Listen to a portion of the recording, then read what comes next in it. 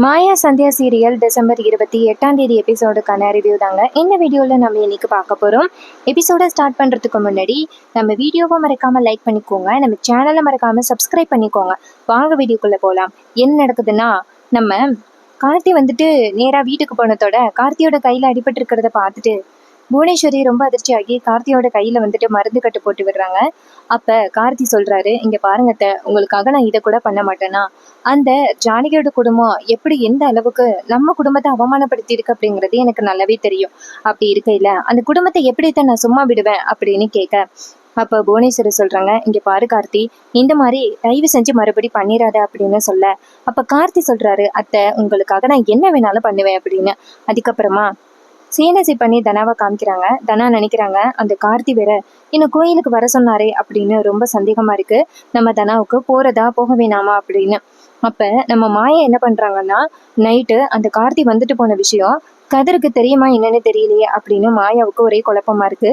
அதனால மாயா நேரா கதிரை போய் பாக்குறாங்க. கதிர் நேரா மாயா கிட்ட, சொல்லு மாயா அப்படின்னு சொல்ல, மாயா கேட்குறாங்க, இங்கே பாரு கதிர், நேற்று நைட்டு அந்த கார்த்தி வந்துட்டு போயிருக்கானே உனக்கு தெரியுமா அப்படின்னு சொல்ல, அப்போ கதிர் சொல்கிறாரு, நான் பார்த்தேன் மாயா, என்னால் என்ன சொல்ல முடியும் அப்படின்னு. அப்போ மாயா சொல்கிறாங்க, இங்கே பாரு, அந்த கார்த்தி எப்படிப்பட்டவன் அப்படிங்கிறது உனக்கு நல்லாவே தெரியும்ல, தெரிஞ்சும் நீ எப்படி கதிர் அமைதியாக இருக்க அப்படின்னு. அப்போ கதிர் கேட்குறாரு, என்ன மாயா என்ன பண்ண சொல்கிற? நான் தனா கிட்ட கேட்டா தனா சொல்கிறா, என் லைஃப்பை பற்றி நீ பேசுறதுக்கு உனக்கு கொஞ்சம் கூட ரைட்ஸே இல்லை அப்படின்னு சொல்லிட்டு, அவள் என்னதான் அவமானப்படுத்தி பேசுகிறாளே தவிர்த்து அவளோட நல்லத்தை பற்றி யோசனையே பண்ண மாட்டேங்கிறா. எவ்வளோ ஃப்ராடு வேலை பண்ணுறான் கார்த்தி, ஆனால் அவனை தான் தலையில் தூக்கி வச்சுக்கிட்டு தனா கொண்டாடுறா அப்படின்னு.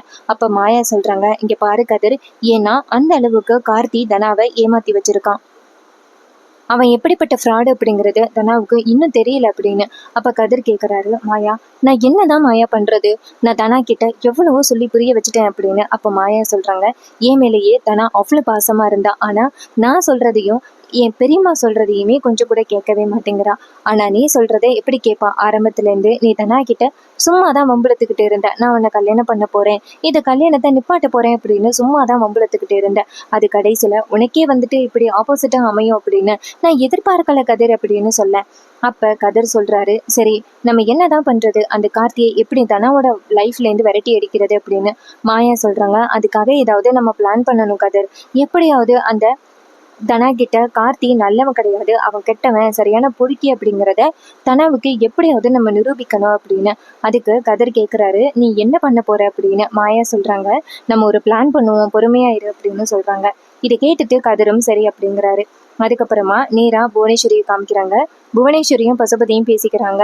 அந்த புவனேஸ்வரி சொல்றாங்க, அந்த கார்த்தி இப்படி கையை அறுத்துப்பான்னு நான் நினைச்சு கூட பார்க்கல அப்படின்னு. பசுபதி சொல்றாரு, இங்க பாரு புவனேஸ்வரி, உனக்காக இதை கூட அவன் பண்ண மாட்டானா, இங்க பாரு, அந்த ரகுராம் குடும்பத்தை அழிக்கிறதுக்கு நம்ம வீட்டில் இந்த மாதிரி சின்ன சின்ன விஷயங்கள் நடக்கிறது பெரிய விஷயம் கிடையாது அப்படின்னு. அப்ப புவனேஸ்வரி சொல்றாங்க, இருந்தாலும் அந்த கார்த்திக்கு இப்படி கையில அடிபட்டதோட எனக்கு ரொம்ப கவலை ஆயிட்டு அப்படின்னு.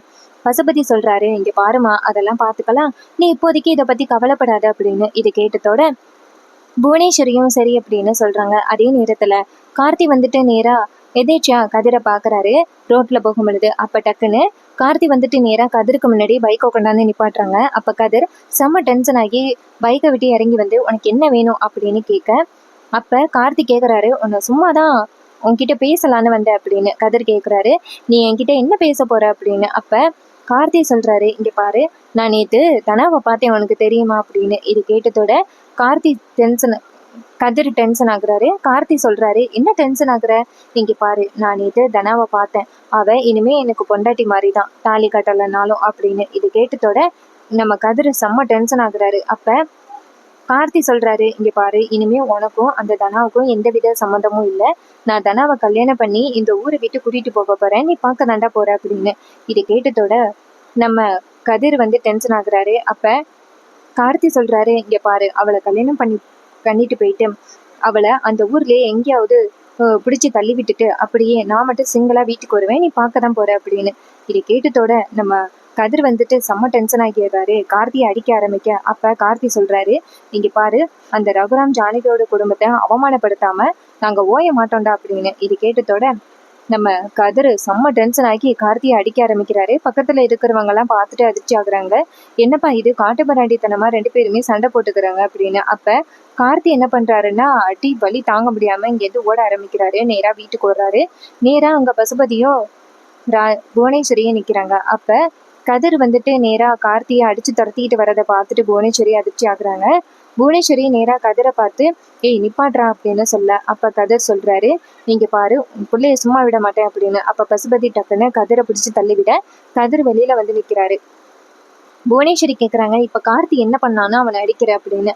அப்ப கதிர் சொல்றாரு புள்ளையா பெத்து வச்சிருக்கீங்க, ஒரு பொண்ணை எந்த அளவுக்கு அவமானப்படுத்தணுமோ அது எல்லாத்தையுமே தெரிஞ்சு வச்சிருக்கிறான், இவன்லாம் ஒரு பிள்ளையா, பிள்ளைய பத்தி தெருவுல விட்டுருக்கீங்க அப்படின்னு சொல்லிட்டு கதிர் பேச, அப்ப புவனேஸ்வரி சொல்றாங்க வார்த்தையை அளந்து பேசு, நீ யார் அப்படிங்கிறத தெரிஞ்சு பேசு, உன் அம்மா அப்பா இல்லாத நீ ஏன் பிள்ளைய பத்தி பேசுறியா அப்படின்னு கேட்க, அப்ப கதிர் சொல்றாரு அம்மா அப்பா இல்லாததுனாலதான் உன் புள்ள வந்துட்டு இப்படி வளர்ந்துருக்கு, இங்க பாரு மரியாதையா இனிமே அந்த கார்த்தி என் வீட்டு பக்கம் வந்தான்னு வச்சுக்கிடுங்களேன், அவனை கண்டிப்பா நான் சும்மா விட மாட்டேன் அப்படின்னு சொல்ல, புவனேஸ்வரி நேரா அந்த கதிரை பார்த்து இங்க பாரு நீ உயிரோட இருக்கணும் அப்படின்னா இந்த இடத்த விட்டு போடா அப்படின்னு.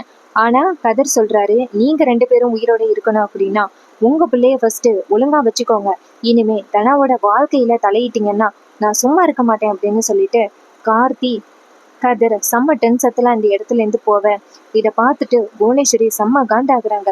எவ்வளவு தைரியம் இருந்தா நம்ம வீட்டு பிள்ளைய அடிப்பான், ஒரு பிச்சைக்காரன் அவன் எப்படி நம்ம பிள்ளைய அடிக்க முடியும் அப்படின்னு சொல்லிட்டு செம்ம டென்ஷன் ஆக, அப்ப பசுபதி சொல்றாரு எல்லாம் என்ன திமுரு, அந்த ரகுராமோட மருமகன்னு அதான் திமுரு அப்படின்னு. அப்ப புவனேஸ்வரி சொல்றாங்க விடமாட்டேன், நான் கண்டிப்பா விடமாட்டேன், கார்த்தி வா கார்த்தி அப்படின்னு சொல்லிட்டு கார்த்திய நேரா ரகுராமோட வீட்டுக்கு கூட்டிட்டு போறாங்க.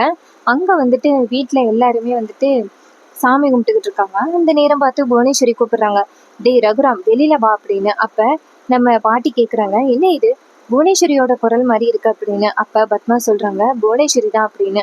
அப்ப வெளியில வந்து நிக்கிறாங்க எல்லாருமே. நேரா வந்துட்டு புவனேஸ்வரிய பார்த்துட்டு என்னாச்சு ஏன் இப்படி சத்தம் போடுற அப்படின்னு கேட்க, அப்ப புவனேஸ்வரி சொல்றாங்க இங்க பாருங்க என் பிள்ளை அப்படின்னு சொல்லிட்டு கார்த்தியை கொண்டாந்து நிக்க வைக்கிறாங்க. கார்த்தியோட முகத்துல கை காலில் அடிபட்டு இருக்கிறத பார்த்துட்டு தனாவும் அதிர்ச்சி ஆகுறாங்க. அப்ப பாட்டி கேக்குறாங்க ஏன் என்னாச்சு புவனேஸ்வரி, இவனுக்கு ஏன் இப்படி அடிபட்டிருக்கு அப்படின்னு. அப்ப புவனேஸ்வரி நேரா ரகுராம பார்த்து ரகு இது எல்லாத்துக்கும் காரணம் உன் மருமகன் தான் அப்படின்னு. இது கேட்டதோட ரகுராம் அதிர்ச்சி ஆகுறாரு. யார் என்ன பண்ணா அப்படின்னு.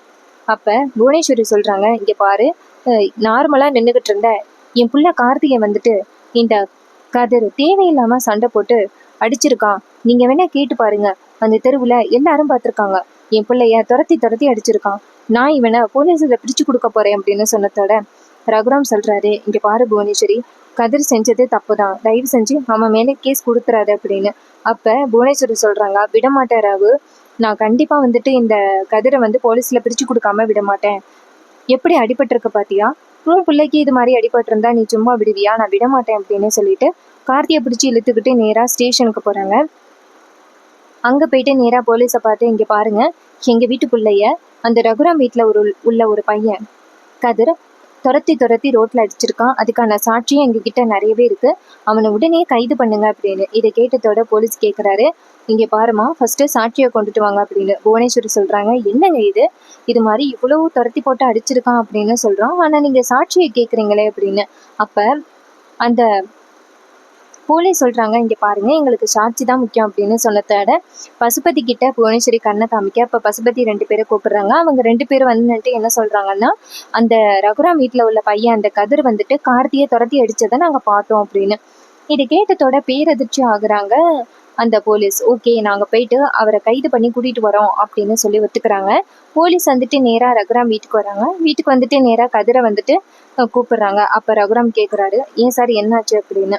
அப்ப அவங்க சொல்றாங்க இது மாதிரி கதிர் வந்துட்டு அந்த வீட்டு பையன் கார்த்தியை அடிச்சிருக்காங்க அப்படின்னு கம்ப்ளைண்ட் கொடுத்துருக்காங்க, அதனால கைது பண்ணி தான் ஆகணும் அப்படின்னு. இது கேட்டதோட ஜானகி நேரா அவங்கள பார்த்து இங்க பாருங்க அவங்க போய் சொல்றாங்க அப்படின்னு.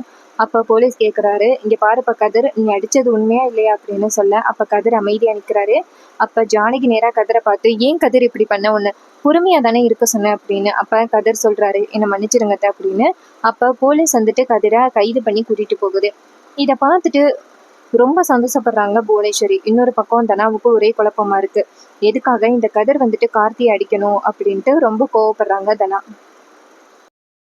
அந்த கதிரை கைது பண்ணி கூட்டிட்டு போறத பார்த்துட்டு ரகுராம் செம்ம டென்ஷன் ஆகி நேரா வந்துட்டு சிவா கிட்ட, சிவா என்ன நடக்குது இங்க, எதுக்காக இந்த கார்த்தியை வந்துட்டு கதிர் அடிச்சான் அப்படின்னு கேட்க, சிவா சொல்றாரு என்னன்னு தெரியலன்னா, ஆனா நம்ம வீட்டு பொண்ணுக்காக வந்துட்டு அவனை வெளியில கூட்டிட்டு தான் வந்தாகணும், வேற யாருக்காவது தெரிஞ்சா ரொம்ப பெரிய பிரச்சனை ஆகிரும் அப்படின்னு. அப்ப ரகுராம் சொல்றாரு சரி போயிட்டு ஏதோ பண்ணு அப்படின்னு சொல்ல, சிவா நேரா வக்கீல கூட்டிட்டு போறாரு. நேரா போயிட்டு போலீஸ் கிட்ட இங்க பாருங்கய்யா, இவங்க வந்துட்டு தப்பா வந்து அரெஸ்ட் பண்ணி கூட்டிட்டு வந்துட்டீங்க அப்படின்னு. அப்ப போலீஸ் சொல்றாரு சரி ஒரு வார்னிங்கோட விடுறேன் அப்படின்னு சொல்லிட்டு கதிரை ரிலீஸ் பண்றாங்க. கதிர் வெளியில வராரு. வெளியில வந்ததோட புவனேஸ்வரி நேரா கதிர் பக்கத்துல போயிட்டு, என்னைக்கு நீ எங்க வீட்டு பையன் மேலேயோ கை வச்சியோ அப்பையிலேருந்தே உன்னை நிம்மதியா நாங்க இருக்க விட மாட்டோம்டா அப்படின்னு சொல்ல, அப்ப கதிர் சொல்றாரு உங்களுக்கே இப்படி கோவம் வந்துச்சுன்னா எங்க வீட்டு பொண்ணு தனாவ நீங்க எப்படி எல்லாம் மிரட்டிக்கிட்டு இருக்கீங்க, நாங்க சும்மா விடுவோமா, உங்களை விட மாட்டோம் அப்படின்னு. அப்ப புவனேஸ்வரி பயங்கரமா சிரிக்கிறாங்க. அப்ப புவனேஸ்வரி நேரா கதிரை பார்த்து இங்க பாரு, அந்த ரகுராம் ஜானகியோட குடும்பத்தை காப்பாத்துறதுக்காக எங்கேயோ வந்த மாயா நீ இங்க 2 பேருமே சேர்ந்து இதெல்லாம் பண்ணிக்கிட்டு இருக்கீங்க. ஆனா நீங்க என்ன பண்ணாலும் அந்த ரகுராம் அப்புறம் அந்த ஜானகி அவங்களோட குடும்பத்தை நான் சும்மா விட மாட்டேன் அப்படின்னு சொல்ல, அப்ப கதிர் சொல்றாரு இங்க பாருங்க, உங்களை நான் கடைசி முறையா எச்சரிக்கிறேன், இதுக்கப்புறம் தயவு செஞ்சு எங்களோட வாழ்க்கையிலையும் எங்க குடும்பத்தையும் அவமானப்படுத்தணும்னு நினைக்காதீங்க அப்படின்னு. அப்ப புவனேஸ்வரி சொல்றாங்க இது இப்போ உள்ள பகை இல்லை, எத்தனை வருஷ பகை தெரியுமா, நான் கண்டிப்பா அந்த குடும்பத்தை சும்மா விட மாட்டேன். இன்னைக்கு நீ என் பையன் மேலேயே நீ கைய வச்சுட்டியல்ல, இதுக்கப்புறம் உன்னால எப்படி நிம்மதியா இருக்க முடியுதுன்னு நானும் பாத்துறேன் அப்படின்னு சொல்ல, இதை கேட்டுட்டு கதிர் வந்துட்டு கோவமா நிக்கிறாரு. புவனேஸ்வரி அந்த இடத்துல இருந்து போக கார்த்தி நேரா கதிர்கிட்ட வந்துட்டு உன் கண்ணு முன்னாடியே நான் தனாவை இந்த ஊரை விட்டு கூட்டிட்டு போறேன், நீ பார்க்கதான் போற அப்படின்னு சொல்லிட்டு அந்த இடத்துல இருந்து போறாங்க. இதை பார்த்துட்டு கதிர் செம்ம டென்ஷன் ஆகுறாரு. இந்த புவனேஸ்வரி ஏன் தான் இப்படி பண்றா அப்படின்னு. அதே நேரம் மாயா அந்த இடத்துக்கு வராங்க. மாயா வந்துட்டு நேரா கதிரை பார்த்து கதிர் ஏன் கதிர், நான் தான் உன்கிட்ட பலமுறை சொன்னேன்னு அவங்க கிட்ட நீ கோவமா நடந்துகிட்டேன்னா அவங்க இந்த சுச்சுவேஷனை பயன்படுத்தி உன்னை பழிவாங்கறதுக்காகவும் நம்ம குடும்பத்தை அவமானப்படுத்துறதுக்காகவும் தான் நினைப்பாங்க அப்படின்னு. அப்ப கதிர் சொல்றாரு இங்க பாரு, என் முன்னாடியே அவன் என்ன வந்து சொன்னான் தெரியுமா, இது மாதிரி தனாவை வந்துட்டு அவன் ஊரை விட்டு கூட்டிட்டு போக போறானா கல்யாணம் பண்ணி அப்படின்னு. இதை கேட்டதோட மாயா அதிர்ச்சி ஆகுறாங்க.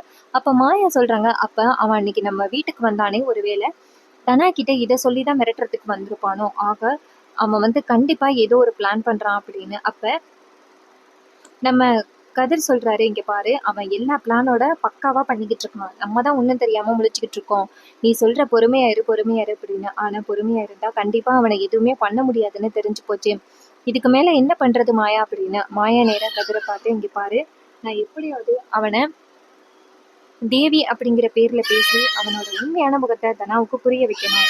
ஆனா நீ இடையில கோவப்படுற பாரு, அதுதான் ரொம்ப பெரிய ப்ராப்ளம் ஆகுது. நீ இப்ப கோவப்பட்டதுனால என்ன நடந்துச்சு பாத்தியா, அந்த புவனேஸ்வரி உன்னை சுலபமா கொண்டாந்து ஜெயில வச்சுட்டா, நம்ம கோவப்படுறது அவளுக்கு தான் வந்து பிளஸ் பாயிண்டா இருக்கு. ஸோ தயவு செஞ்சு இந்த மாதிரி மறுபடி கோவப்படாது அப்படின்னு. ஸோ இதை கேட்டுட்டு கதிர் சொல்றாரு மாயா என்ன மன்னிச்சிரு, நான் இடையில கோவப்பட்டது ரொம்ப தப்பு தான், ஆனா தனாவை பத்தி அவன் அப்படி சொன்னதோட தான் நான் ரொம்ப கோவப்பட்டுட்டேன், இதுக்கப்புறம் இந்த மாதிரி தயவு செஞ்சு கோவப்பட மாட்டேன், என்னை மன்னிச்சிரு அப்படின்னு சொன்னதோட உடனே மாயாவும் சரி எப்படியாவது நம்ம வந்துட்டு அந்த கார்த்தியை பத்தின உண்மையான அந்த கேரக்டரை பத்தி நம்ம வந்துட்டு தனா கிட்ட ரிவீல் பண்ணி ஆகணும். ஸோ அதுக்கு நம்மளால என்ன பண்ண முடியுமோ அதை செய்யணும் அப்படின்னு. ஸோ இதை கேட்டுட்டு கார்த்தி சொல்றாரு என்ன பண்ணலான்னு சொல்லு மாயா அப்படின்னு. அப்ப மாயா சொல்றாங்க இங்க பாரு, அந்த கார்த்தி பொண்ணுங்க கிட்ட பேசுறதுல தானே ரொம்ப ஆர்வமா இருப்பான், ஸோ அதை வச்சுதான் நம்ம எப்படியாவது தனா கிட்ட நிரூபிக்கணும் அப்படின்னு. ஸோ இதை கேட்டதோட கார்த்தியும் உனக்கு என்ன ஹெல்ப் வேணும்னாலும் பண்ணுறேன் அப்படின்னு கதிர் சொல்கிறாரு. இன்னொரு பக்கம் நம்ம தனாவை காமிக்கிறாங்க. தனா ரொம்ப கவலையாக இருக்கும் பொழுது அப்போ கார்த்தி சொன்னது யோசனை பண்ணி பார்க்குறாங்க. நாளைக்கு அந்த கதிர் வந்துட்டு கோயிலுக்கு வர சொன்னானே நம்ம என்ன பண்ணுறது அப்படின்னு, கார்த்தி கோயிலுக்கு வர சொன்னானே நம்ம என்ன பண்ணுறது அப்படின்னு ஒரே குழப்பமா இருக்காங்க தனா. அப்பன்னு பார்த்து நம்ம ஜானகி ரூமுக்கு வராங்க. ஜானகி நேராக தனாவை வந்து பார்க்குறாங்க. பார்த்துட்டு இங்கே பாரு தனா, கதிர் ஜெயிலுக்கு போயிட்டானே கோவமா இருக்கியா அப்படின்னு. அப்போ தனா சொல்கிறாங்க அதான் கார்த்திக் சாருக்கும் நம்மளுக்கும் எந்த வித தொடர்பும் இல்லைன்னு ஆகி போயிடுச்சுல்ல, அப்புறம் எதுக்காக அந்த கதிர் நம்ம குடும்பத்தை அவமானப்படுத்துறதுக்காக இப்படி பண்ணுறான் அப்படின்னு. அப்போ ஜானகி சொல்கிறாங்க இங்கே பாரு தனா, உனக்கு தெரியாத பல விஷயங்கள் இருக்குது, அதனால நீ கொஞ்சம் பொறுமையாக தான் இருக்கணும் அப்படின்னு. அப்போ தனா கேட்குறாங்க அம்மா எனக்கு புரிஞ்சுக்கிற அளவுக்கு திறமை இருக்குமா அப்படின்னு. அப்போ ஜானகி சொல்கிறாங்க நீ அப்படிதான் தன்னை நினச்சிக்கிட்டு இருக்க, ஆனால் உன்னை சுற்றி என்ன நடக்குது அப்படிங்கிறது இன்னும் உனக்கு புரியவே இல்லை, இப்போ வாழ்க்கையை காப்பாத்துறதுக்காக தான் நானும் மாயாவும் சேர்ந்து போராடிக்கிட்டு இருக்கோம், அதை முதல்ல ஞாபகம் வச்சுக்கோ அப்படின்னு. இதை கேட்டுட்டு தனா சொல்றாங்க, என் வாழ்க்கையை காப்பாத்துறேன் அப்படின்னு சொல்லு தானே என் வாழ்க்கையை கேள்விக்குறி ஆக்கிட்டீங்க அப்படின்னு. அப்ப ஜானகி சொல்றாங்க, இங்க பாரு, உன் வாழ்க்கை இன்னுமே இருக்கு, நீ தான் போயிட்டேன்னு நினைச்சுக்கிட்டு இருக்க. என்னைக்கு நீ கார்த்திகிட்டேருந்து தப்பிச்சியோ அப்பையிலேருந்து உன் வாழ்க்கை வந்துட்டு காப்பாத்தியாச்சு அப்படின்னு தான் அர்த்தம். தயவு செஞ்சு நீ மற்ற விஷயங்களை நீ நினைச்சு ரொம்ப கவலைப்படாத. உனக்கு எந்த பிரச்சனை வந்தாலும் பார்த்துக்கிறதுக்கு நான் இருக்கோம். ஆனால் தயவு செஞ்சு இந்த குடும்பத்தை தவிர்த்து வேற யார் என்ன சொன்னாலும் நம்பி இந்த இடத்த விட்டு போயிடாது அப்படின்னு. இது கேட்டதோட தனாவும் சரி அப்படின்னு சொல்றாங்க. இன்னொரு பக்கம் நம்ம தனா வந்துட்டு நேரா ஜானகி சொன்னது எதையுமே மறிக்காம மறுநாள் காலை நேரா கார்த்தியை பார்க்கறதுக்காக கோயிலுக்கு போறாங்க. அங்கே போனதோட கார்த்தி நேரா தனாவை பார்த்துட்டு, வாதனா உனக்காக தான் காத்துக்கிட்டு இருந்தேன் அப்படின்னு. தனா கேட்குறாங்க, சொல்லு கதிர் என்ன வேணும், கார்த்தி என்ன வேணும் அப்படின்னு. அப்போ கார்த்தி சொல்கிறாரு, நான் நினச்ச மாதிரியே நீ வந்துட்டியல்ல, இங்கே பாரு, நான் எதுக்காக உன்னை வர சொன்னேன்னா நம்ம 2 பேருக்கும் இன்னைக்கு கல்யாணம் அப்படின்னு. இது கேட்டதோட ரொம்ப அதிர்ச்சி ஆகுறாங்க தனா. தனா கேட்குறாங்க, எனக்கும் கதிருக்கும் தான் ஏற்கனவே கல்யாணம் ஆகிட்டுல அப்படின்னு. அப்போ கார்த்தி சொல்கிறாரு, இங்கே பாரு, அந்த தாலியை கைட்டு தூக்கி வீசு. உன் மனசுக்குள்ளே நான் தானே இருக்கேன், அப்போ நீ என்ன தான் கல்யாணம் பண்ணிக்கணும், உனக்கும் எனக்கும் தான் இன்னைக்கு கல்யாணம் நடக்கணும் அப்படின்னு சொல்லிட்டு ரொம்ப பிடிவாதம் பிடிக்கிறாரு. ஸோ இதை பார்த்துட்டு ரொம்ப அதிர்ச்சி ஆகுறாங்க தனா. ஐயோ கார்த்திக், எதுக்காக இப்படி பண்ணுறீங்க அப்படின்னு. அப்போ கார்த்தி சொல்கிறாரு, நீ இல்லாமல் கண்டிப்பாக என்னால் இருக்க முடியாது, நான் உன் கழுத்தில் இன்னைக்கு தாலி கட்ட தான் போகிறேன் அப்படின்னு சொல்லிட்டு கதிர் வந்துட்டு அங்கே ஏற்பாடுகளை பண்ணுறாரு. இதை பார்த்துட்டு தனா அதிர்ச்சி ஆகுறாங்க. பக்கத்தில் உள்ள யாருக்காவது தெரிஞ்சிச்சுன்னா ரொம்ப பெரிய பிரச்சனை ஆகிரும். ஏன் கதிர் இப்படி பண்ணுறீங்க அப்படின்னு. அப்போ கார்த்தி சொல்கிறாரு, இங்கே பாரு, தயவு செஞ்சு எதுவும் பேசாத, உனக்கும் எனக்கும் இன்னைக்கு கல்யாணம் நடந்தே தீரும் அப்படின்னு சொல்ல. இதை கேட்டுட்டு மாயா ரொம்ப கோவப்படுறாங்க. இன்னொரு பக்கம் நம்ம மாயா வந்துட்டு நேராக தனாவை காணும் அப்படின்னு தேடி கோயிலுக்கு வரும் பொழுது கோவிலில் வந்துட்டு நம்ம கார்த்தியும் தனாவும் நின்றுக்கிட்டு இருக்கிறத பார்த்துட்டு மாயா ஒளிஞ்சு நின்று பார்க்குறாங்க, இங்கே என்ன நடக்குது அப்படின்னு. அப்போ கதிர் சொல்கிறாரு, கார்த்தி சொல்கிறாரு, இங்கே பாரு, உனக்கும் எனக்கும் இன்னைக்கு கல்யாணம் அப்படின்னு. இது கேட்டதோட மாயா பேர் ரெஜிஸ்ட்ரி ஆகுறாங்க. ஐயோ, இவன் சொல்கிறத போய் நம்பி தனா இங்கே வந்திருக்காளே, நம்ம எப்படியாவது தனாவை இவங்கிட்டேருந்து காப்பாற்றணும் அப்படின்ட்டு மாயா நேராக தனாவை போய் பார்த்து, தனா இங்கே எதுக்கு வந்த அப்படின்னு கேட்க, கார்த்தி நேராக மாயாவை பார்த்து, இங்கே பாரு, நீ மட்டும் உனக்கு பிடிச்சவனை காதலிச்சவனை கல்யாணம் பண்ணி ஹாப்பியாக இருக்கா, ஆனால் தனா மட்டும் ஏன் இப்படி இருக்கணும்னு அவசியம் கிடையாது, நானும் தனாவும் கல்யாணம் பண்ண போகிறோம், தயவு செஞ்சு இந்த இடத்த விட்டு போ அப்படின்னு. இது கேட்டதோட மாயா செம்ம டென்ஷன் ஆகுறாங்க. இங்கே பாரு கார்த்தி, ஏதாவது பேசினேன்னு வச்சுக்கேன், கண்டிப்பாக உன்னை சும்மா விட மாட்டேன், மரியாதை இந்த இடத்த விட்டு போ அப்படின்னு சொல்லிட்டு நேரா தனாவோட கையை பிடிக்க. அப்போ டக்குன்னு வந்து கார்த்தி வந்துட்டு தனாவோட கையை பிடிச்சி, நீ வா தனா, நம்ம 2 பேரும் கல்யாணம் பண்ணிப்போம், நீ மட்டும் என்னை கல்யாணம் பண்ணிக்கலைன்னா அப்புறம் நான் என் கழுத்தை அறுத்துட்டு செத்து போயிடுவேன் அப்படின்னு சொன்னதோட ரொம்ப அதிர்ச்சி ஆகுறாங்க தனா. தனா நேராக மாயாவை பார்த்து, மாயா தயவு செஞ்சு என்னை விட்டுரு அப்படின்னு சொல்ல. மாயா ரொம்ப அதிர்ச்சி ஆகுறாங்க. மாயா நேராக வந்து தனாவை பார்த்து, இங்கே பாரு, பெரியப்பா இப்போதைக்கு உன்னை தான் நம்பிக்கிட்டு இருக்காரு, ஆனால் நீ இப்படிப்பட்ட ஒரு வேலையை பண்ணுறிய அப்படின்னு சொல்ல. அப்போ அந்த கார்த்தி சொல்கிறாரு, இங்கே பாரு தனா, அடுத்தவங்களோட வாழ்க்கையை பார்த்தீங்கன்னா உன் லைஃப் ஸ்பாயில் ஆகிடும் அப்படின்னு சொன்னதோட நம்ம தனாவுக்கு வேறு வழியே தெரியல. சரி, நம்ம கார்த்தியை கல்யாணம் பண்ணிட்டு இந்த ஊரை விட்டு போயிடும் அப்படின்னு தனா முடிவு பண்ணுறாங்க.